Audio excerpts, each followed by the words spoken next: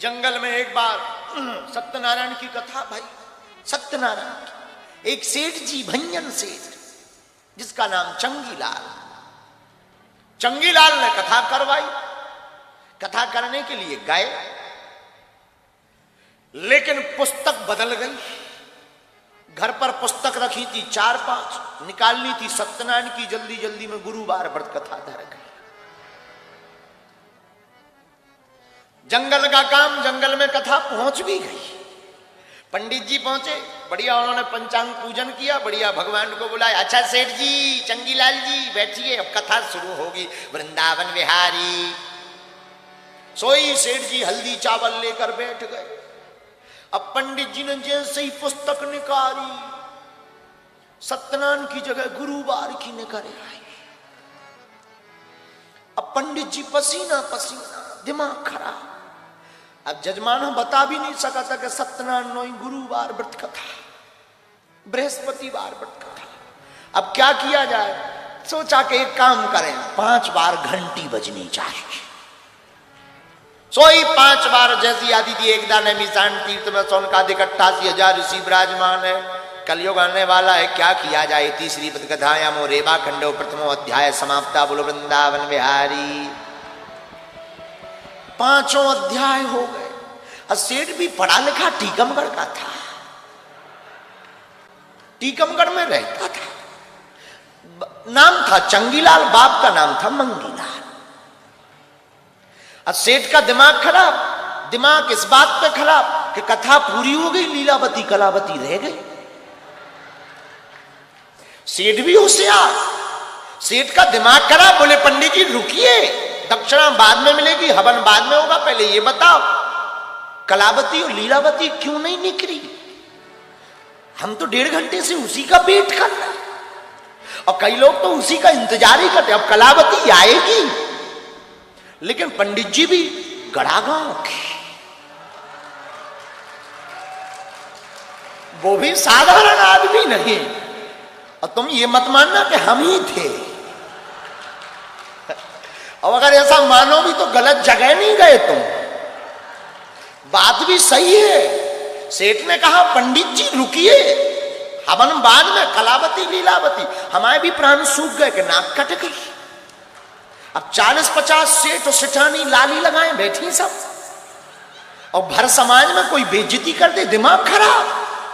हमने भी कहा सेठ तू बुद्धू है, जंगल में कलावती लीलावती, बड़े घराने की बिटियां यहां कहां घूमेंगी? तुझे ज्यादा ही कलावती लीलावती चाहिए, घर पे करवा, वहां आएंगी। आज तक नहीं करवाई उसने कथा। वैसे जब से हम टीवी पे आने लगे तो एक बार तो उसने ट्राई किया है। अब ये नहीं बताएंगे कि वो सेठ कहां का था, जिंदा आज भी है वो। और हमने ऐसी कथा की, लौटकर उसने हमसे कोई कथा नहीं करवाई। और उस दिन की दक्षिणा की पूछो मत, मात्र 17 रुपया मिली। हमने कहा ये कटौती किस बात की? बोले लीलावती कलावती कट करवा गई।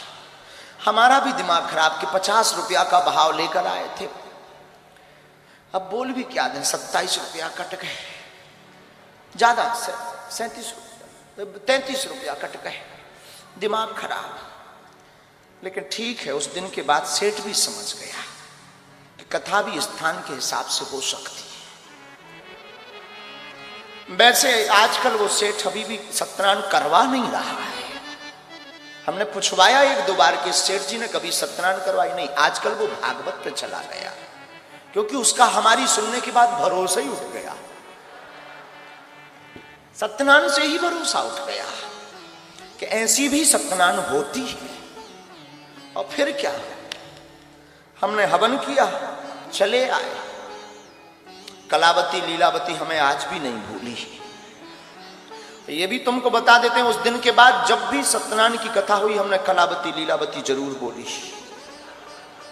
और बहुत तेज बोली कि अब लौटकर हमारे ऊपर ये आरोप ना लग जाए कि ये अध्याय ही हमारी पुस्तक में नहीं है। वैसे ऐसी भी कथा होती है। तुम्हें करवानी हो तो मिलना, तिवारी जी के घर पे हैं हम आजकल। राजन तिवारी जी के घर पर हैं, अगर तुम्हें लगे कि सत्यनारायण होनी चाहिए, हम तैयार हैं, मिल सकते हो आप। और ये हमारे जीवन की विचित्र घटना है, भगवान करे लौट कर ये ना हो, क्योंकि भूल तो थी सो हो गई, ना समझ थे। और हमने ये भी सोचा कि सत्यनारायण की कथा पुस्तक भूल गए, अगर कहेंगे कि पुस्तक नहीं आई है तो यजमान क्या कहेगा, कैसे पंडित जी हैं, पुस्तक ही भूल गए। इसीलिए हमने जो है गुरुवार की कथा में ही सत्यनारायण प्रकट कर दी। और लोग हम पर टीवी वाले अभी कहते हैं कि क्या तुम चमत्कारी हो। हम चमत्कार तो जब सत्यनारायण की कथा करते थे तब से कर रहे हैं। हम जब गुरुवार की कथा में सत्यनारायण पैदा कर सकते हैं, प्रकट कर सकते हैं, तो विचार करो कितना चमत्कार नहीं, तुम्हारी टीवी पर कुछ भी प्रकट हो सकता है। लेकिन उन्होंने कभी हमारा बाकिया पढ़ा ही नहीं ना, उन्हें लगता था कि ये कोई सीधा आदमी है, उन्हें ये पता ही नहीं। एक टीवी वाले ने हमसे कुछ दिन पहले पूछा कि एक बार आप बिना टिकट पकड़े गए हो ट्रेन में।